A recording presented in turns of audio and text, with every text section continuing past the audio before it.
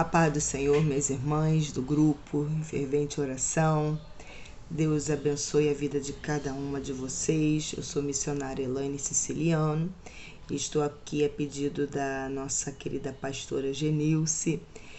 Ela nos pediu para trazer uma palavra hoje, de meditação nesse grupo.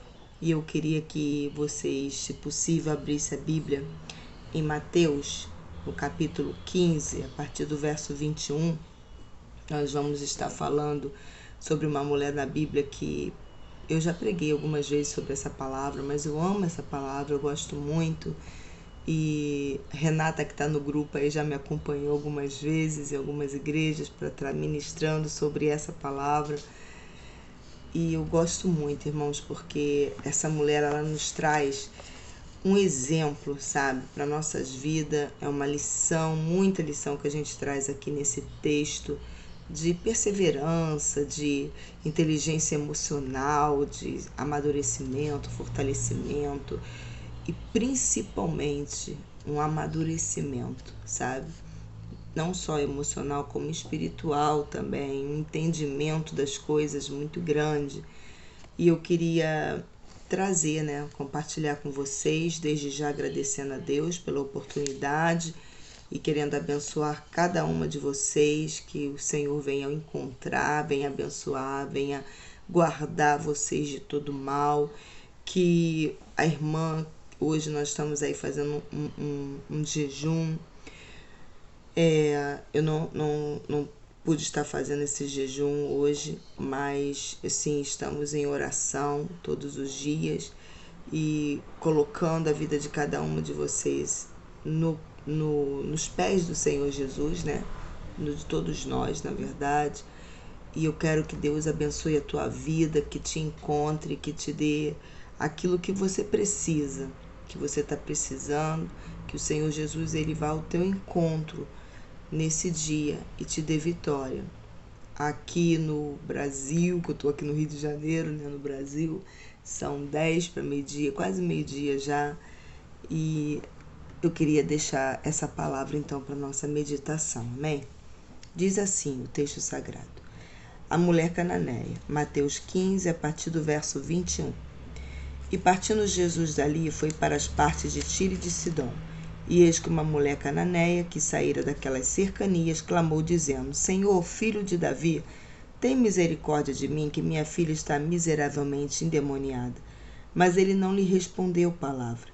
E os seus discípulos, chegando ao pé dele, rogaram-lhe, dizendo: Despede-a, que vem gritando atrás de nós.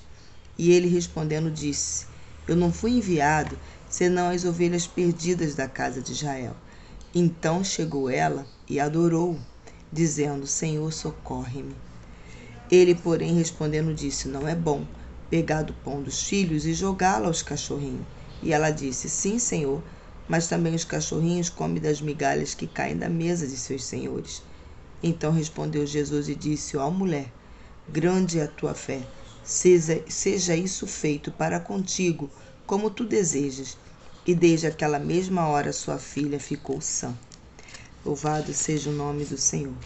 Irmãos, a Bíblia fala que ela era uma mulher cananeia.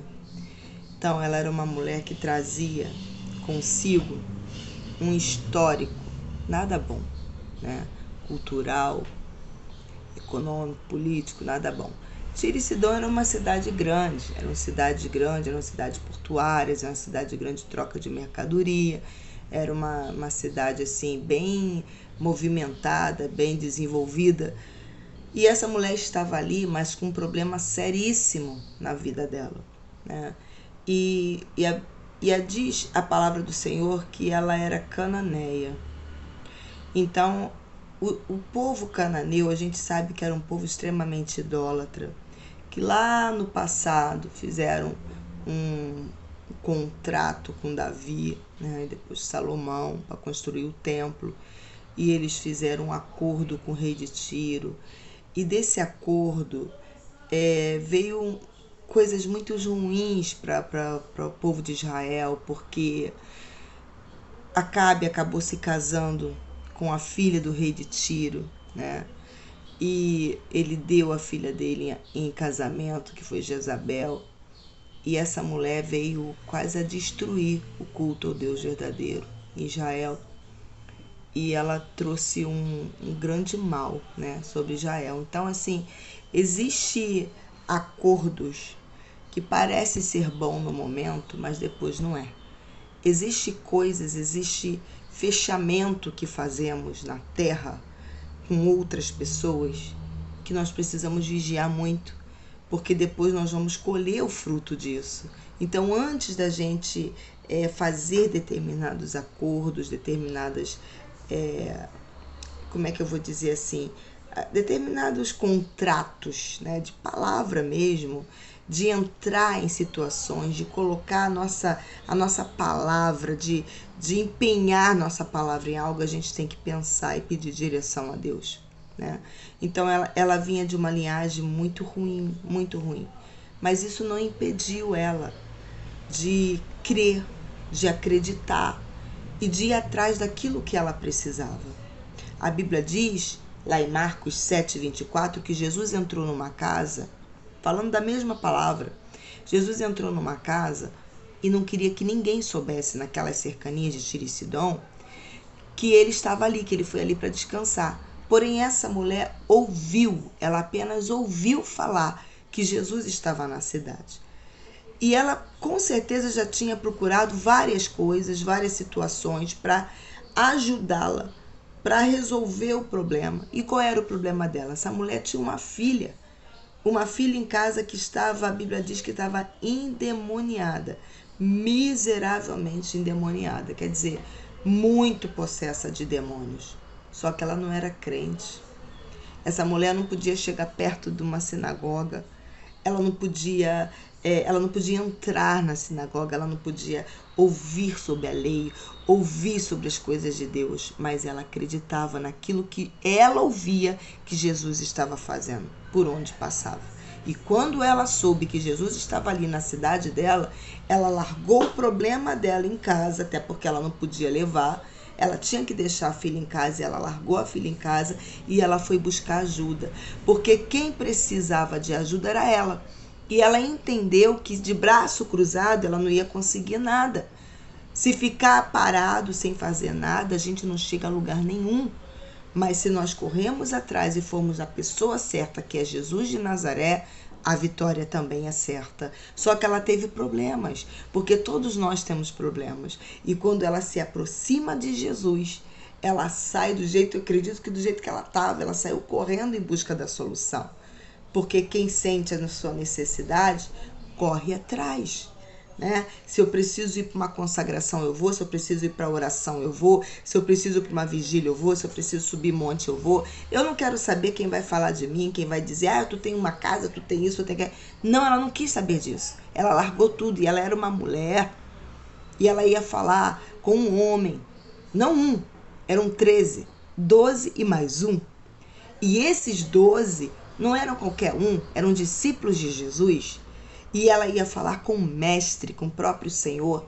Ela não se intimidou. Ela não se intimidou. Mesmo sendo mulher, quando que mulher ia fazer uma coisa dessa? Não fazia naquela época.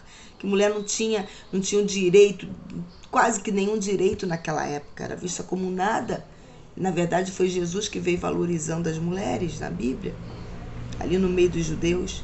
E essa mulher saiu ao encontro de Jesus e ela encontrou uma barreira, não uma barreira qualquer, mas uma grande barreira. Uma barreira constituída de 12 homens que pediram ao mestre para que ela se calasse, porque ela estava atrapalhando a vida deles. Mas ela não se calou, ela continuou. E eu costumo dizer que esses 12 homens aqui nada mais são do que pastores. Eles nada mais são do que homens que andavam, pode significar também pessoas, né? Homem e mulher, que andavam com Deus, que tinham relacionamento com Deus. Jesus estava com eles estavam com Jesus dia e noite. E mesmo assim, eles não tiveram a percepção, eles não tiveram a consideração com ela. E mandaram Jesus, despede, quer dizer, ou faz logo o que ela quer, ou então manda essa mulher embora, que ela é cirofenícia, ela não tem nem direito de estar aqui pedindo nada. Manda essa mulher, manda ela calar a boca, ela tá gritando. Despede ela, ou atende logo, ou então não atende, mas manda ela embora. 12 homens. E 12 homens de autoridade. É como se hoje alguém dissesse para mim e para você: para de orar por esse problema, porque tu já viu que não tem solução. Mas ela se aproxima de Jesus e ela fala: Senhor, eu preciso. Senhor, socorre-me. Ela não olha, ela não ouve. Ela não ouve o que os discípulos estão falando dela. Ela não ouve o que pessoas que andam com Jesus, que são muito íntimas de Jesus, estão mandando ela calar a boca ou ela desistir. Que nos nossos dias seria isso. Para de orar, para de jejuar. Olha, você está jejuando há tanto tempo, você está clamando há tanto tempo. Aconteceu alguma coisa? Não. Deus fez alguma coisa porque Ele não quer. Quantas vezes nós não ouvimos isso? Minha irmã, meu irmão, se você está orando, está clamando, já subiu o monte, já foi para a consagração, Deus não fala nada, Deus está calado? Por que você está insistindo? Meu irmão, vai para outra, a fila anda. Resolve tua vida, deixa isso pra lá, deixa esse marido pra lá, deixa essa filha pra lá, deixa esse negócio pra lá. De repente não é da vontade de Deus, irmã. Não é da vontade de Deus, irmão. Quantas vezes não vem pessoas assim falar isso pra gente? Quantas vezes não chegam pra gente tentando fazer a gente desistir? Mas nós sabemos da nossa situação, nós sabemos das nossas necessidades, daquilo que nós precisamos. Irmão, o calo dói no nosso pé. O nosso calo vai doer no nosso pé. Quem sabe onde está doendo é você. Quem sabe onde está incomodando é você. Quer um conselho? Corre atrás daquilo que você precisa. Para de ouvir pessoas que não têm nada para dar para você. Para de ouvir pessoas que estão chegando perto de você apenas para atravancar, para atrasar a tua bênção, a tua vitória. Essas pessoas, no caso os discípulos, mas que simbolizam pessoas à nossa volta, porque nós estamos rodeados por grande número de testemunhas que observam a nossa vida, mas que também dão palpite, não tem poder de resolver nosso problema. Mas se nós pararmos e dermos ouvido a essas pessoas, o que elas falam vão ter o poder de paralisar a nossa vida, de parar as bênçãos de Deus na nossa vida. Sabe o que a gente precisa fazer? Avançar. Ir para o alvo, continuar. Foi o que ela fez, ela insistiu. Não foi com os discípulos, ela insistiu com Jesus. Insista com quem pode te fazer algo. Insista com o autor e consumador da tua fé. Insista com aquele que quando você estava no lamaçal do pecado foi lá e te tirou. Insista com esse que olha as tuas lágrimas, que olha a tua dor quando ninguém mais está olhando. É com ele que você tem que falar. E quer um conselho? Não vá diante do Senhor na hora da tua oração para reclamar de quem mandou você parar de orar, para reclamar de quem te tratou mal. Ela não fez nada disso, ela podia chegar para Jesus. Poxa, olha aí o que teus discípulos estão fazendo comigo. Nossa, eu sou uma mulher desesperada, angustiada. Que falta de consideração comigo e com a minha filha. O Senhor não está vendo teus discípulos mandando o Senhor me despedir, o Senhor fica calado, não fala nada.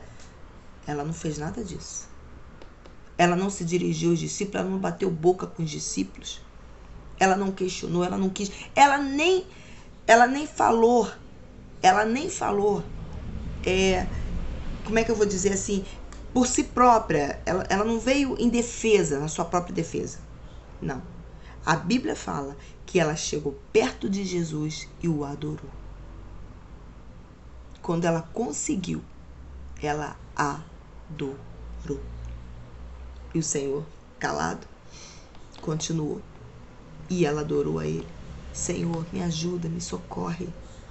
E Jesus vira para ela finalmente, depois de muita insistência, e fala: olha, não é bom pegar o pão dos filhos e deitar os cachorrinhos. Meu Deus, chamou a mulher de cachorra. Na verdade, eles consideravam todos aqueles que não seguiam a lei de Moisés como cachorrinho, porque era símbolo de algo que era imundo, né? E Jesus não estava ofendendo ela. Era apenas um dizer, uma forma de falar da época. E essa mulher fala: sim, Senhor.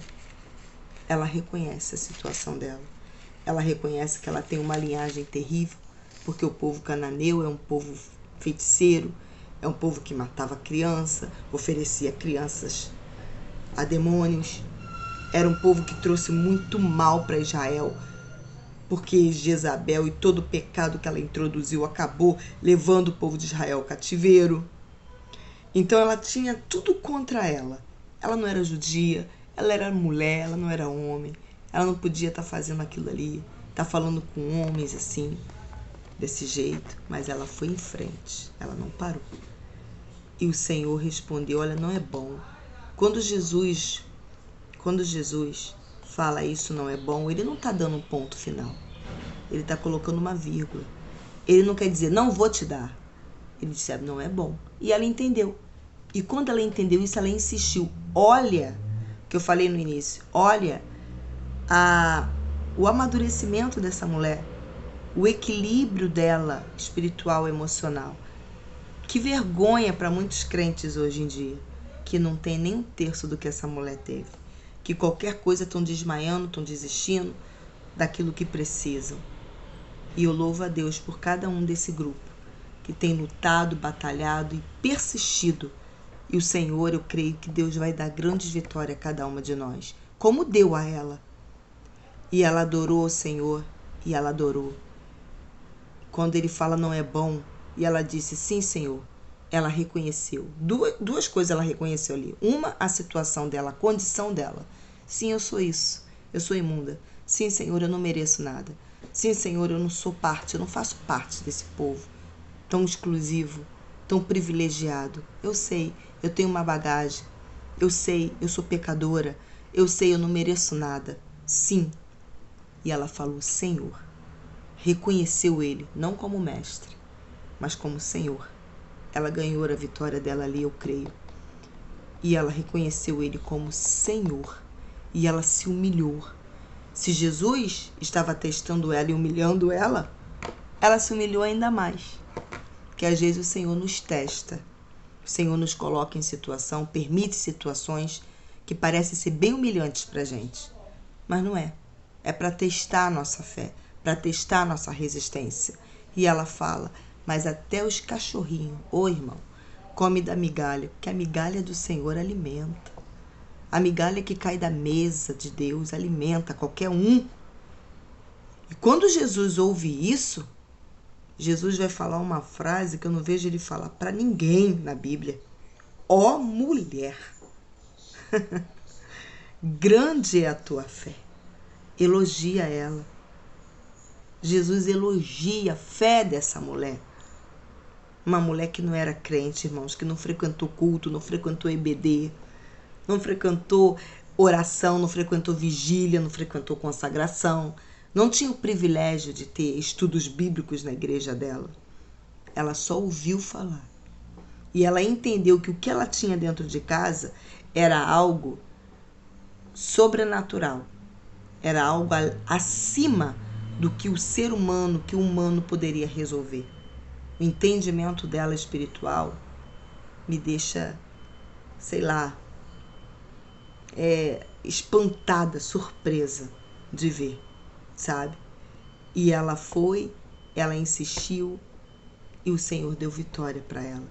Jesus não entrou, não foi até a casa dela, não precisou, porque basta uma palavra dele. E ele disse, seja isso feito conforme tu deseja. E o que eu deixo para vocês nesse dia é, seja feito, mulher, conforme tu deseja.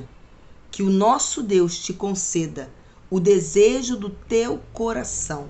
O salmista vai dizer, alegra-te, deleita-te no Senhor, e Ele te concederá o que deseja o teu coração. Então, a palavra de Deus nessa manhã, seja isso feito conforme, mulher de Deus, tu deseja, conforme tu precisa, conforme a tua necessidade. Que Deus abençoe a tua vida, que Deus seja contigo, com Genilce, com todos desse grupo. O Senhor é conosco, enquanto nós estivermos fiel com Ele. Deus abençoe a tua vida, um excelente dia aí, o final de dia, eu não sei que horas é, onde você está, mas que Deus te abençoe grandemente em nome de Jesus. Obrigada, um beijo no coração de cada um de vocês.